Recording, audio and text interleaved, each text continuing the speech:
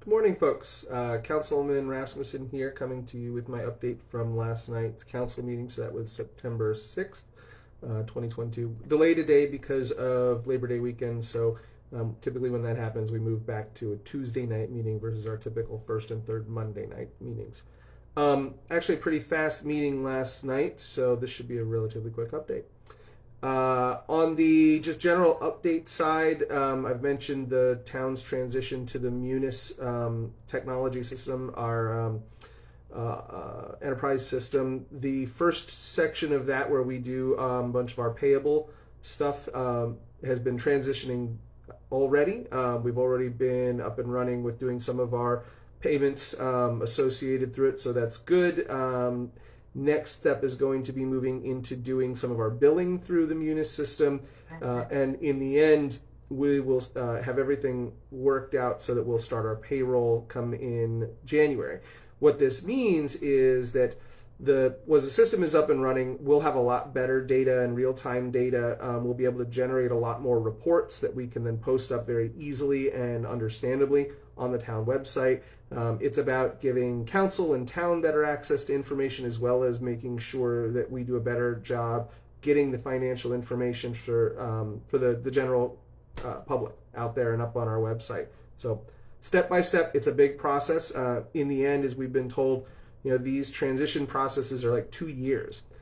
We are, probably 6-8 months into that at this point, and so we're finally starting to roll out the pieces. Then there'll be the final tweaking and small changes that go along to really customize it to our needs. But overall, the town staff, I think, has been very happy with it. It's been moving very smoothly. We've got some great consultants that are helping sort of push this through, and better access for the community is where we're going to be. It's going to take a little while to get there. A couple of other things, actually a really big one. So hopefully folks have seen the flyer for this. Saturday from 11 to 4 p.m. out at the Municipal Park is the Smyrna Parks and Rec Family Fun Day. There's a whole bunch of different vendors. There's going to be tables out there, games, climbing walls, lots of fun stuff. If you can get yourselves and your kids out there and go check it out, please do. 11 to 4 in the Municipal Park. It looks like the weather's going to be beautiful. I think it's like 81 degrees or something like that, nice and sunny. So if you can, head out there. We'll try and get out there for a little bit with our kids as well. So also, Smyrna Parks and Rec is working on some movie nights. The town of Clayton is doing this as well. I don't have the dates just yet, but there are going to be some community movie nights that we're going to be putting the dates out for. This is going to be, it's for a fall, once the clocks change and we can actually start a little bit earlier. That's the goal. So we will be pushing those forward, and I'll be getting the information out on those as soon as I have it. Another fun thing coming up that we got an update on. So they've done this in the past. It's been a number of years. The Duck Creek Historical Society has partnered with Delmarva Historic Haunts to do haunted tours, like sort of ghost tours. Those are going to be actually starting up again this fall. I think the first date is October 15th. I'm not sure if there's more than one date, but you can check that out. So you can probably look on Delmarva Historic Haunts and through the Duck Creek Historical Society to find out more. They're kind of fun things. We actually did one of the Historic Haunts investigations here at the distillery when we first opened it almost 10 years ago.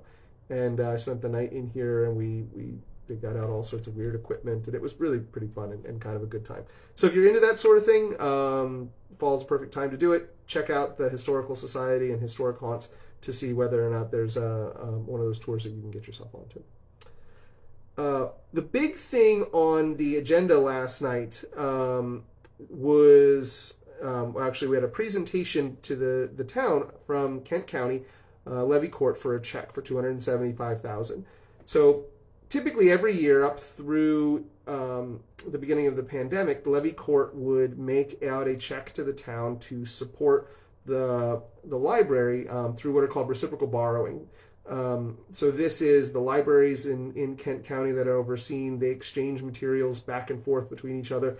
There's a small amount of money that transactions between those because they're resources purchased by the libraries. So these reciprocal borrowing fees have mounted to around $50,000, $60,000 a year. over the last few years, there have not been yearly presentations of checks, and so Kent County actually came last night. County Levy Court Chairman Terry Pepper, as well as Joanne Maston from here in Smyrna, came and gave the presentation for $275,000. Half of that money is dedicated to the Duck Creek the Duck Creek Regional Library. So that'll be the new library that, as all things are going, there's about $18 million of capital funding and looking towards a late spring groundbreaking for that downtown library next year, which is great. That's moving forward. The other half of those funds, about $135,000 or so, are going to go to the town to help support our existing library. We've had some staffing challenges. Folks probably have seen that we've had to reduce the hours of the town library a little bit because we haven't been able to have all of the staff that we need. But we do have a great library. We've got a cool set of collections. It's pretty small. The hours are limited right now, but we've got some great folks over there, and so some of these funds are going to help to support that existing library, because we have, at least another year and a half of time before the new library will be built. And we want to make sure that our existing library is still there and still able to offer as many programs and opportunities for our community as possible. So thank you very much to Kent County. We certainly appreciate the funding. Every little bit helps, and we can put it to good use. So appreciate it. Kent County also let us know about their community grants program, which some of us have heard a little bit about. We got a little bit more information. And immediately the wheels started turning about what are other things that we might apply to Kent County to help support. As most folks know, I've mentioned this a number of times, we are in the process of creating a parks master plan, and there's a lot of really cool items and ideas that have come out of that, and maybe that's a great opportunity to apply for some additional funding from Kent County from their community grants program. It's a matching grant type program, right? So they put up $100,000 if you put up $100,000 kind of thing. But it could be a way to bring in some additional resources for a project in town. So I think we're going to get started trying to figure out, is there a good project within what we've been planning that would make sense for us to apply for that. That actually brings up one of the other agenda items that we had last night, which is we often apply. There is another matching grant program that comes through the state for outdoor recreation parks and trails. We have a grant in place that we're going to be utilizing this year to put in new bathrooms. That's a matching grant program. We're actually applying for another matching grant of another $175,000. This is really to redo most of the play structures in the areas there at the municipal park, to add in some new sensory play areas, some new equipment, replace the ground covering and those sort of things with things that make it more ADA accessible, add in some more ADA accessible equipment. Again, it's a matching grant, so if we are awarded the grant, we have to then budget those funds in our next year financial planning, so that we have the resources to make those improvements. But those are all things that, now that we have, the plan is not finalized, but it is getting close for this Parks Master Plan. Once we have that in place, it really gives us the opportunity to go out and look for money in a strategic way that helps to specifically put in the improvements that we've identified.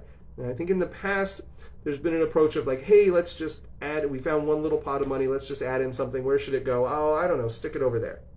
Right? Which is okay, but the problem is that you end up with a hodgepodge of different ideas and designs and things that ultimately might not be the best use of all the space. So this Parks Master Plan ideally can help us make some better, more strategic investments in our parks, and ultimately give us the opportunity to go after more and larger funding, because any funder who comes to you is going to want to see, what is your Parks Master Plan? How does this ask that you have fit into that plan?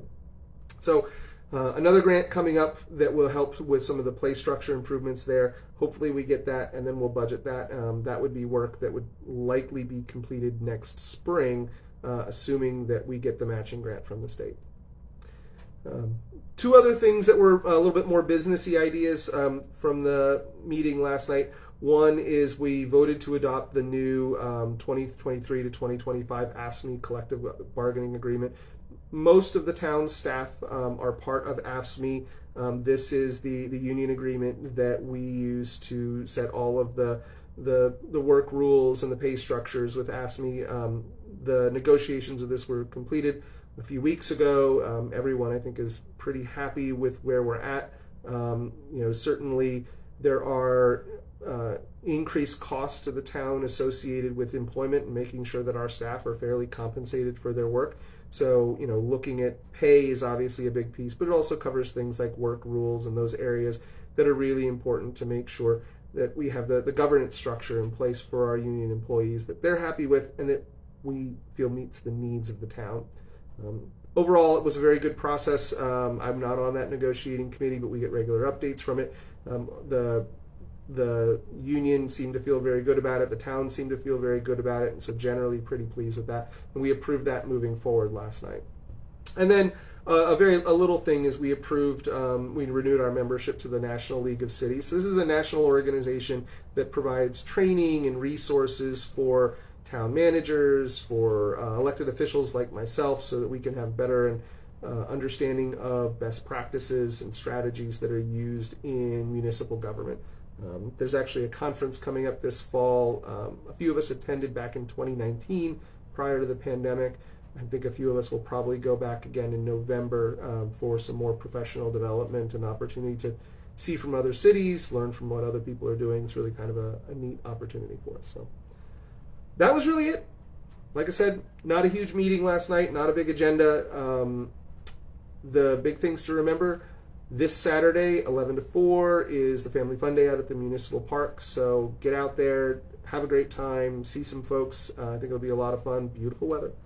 And look for more information coming up with exact dates on the movie nights and some of the other things that are being planned. So, also, for everybody, back to school was yesterday. A nice rainy day. I walked my kids to school. We all ended up soaking wet, which was happy to have the rain. Not terribly happy to have it on the first day of school, but there's a lot of folks out there, figuring out drop-offs and pickups, and I know that the school district has been communicating. I've been getting a lot of things from both of the schools my kids are in about drop-offs and pickups. So, everybody be safe, be kind, be courteous. It's a little bit of a stressful time with the new bell schedule and things like that, but it's good to have the kids back in school, and I hope that all goes well with the school district. Thank you so much for all the great work that you guys do for us. So that's it. If you have any questions, obviously reach out, send me a message. Happy to help however I can. Have a wonderful rest of the week.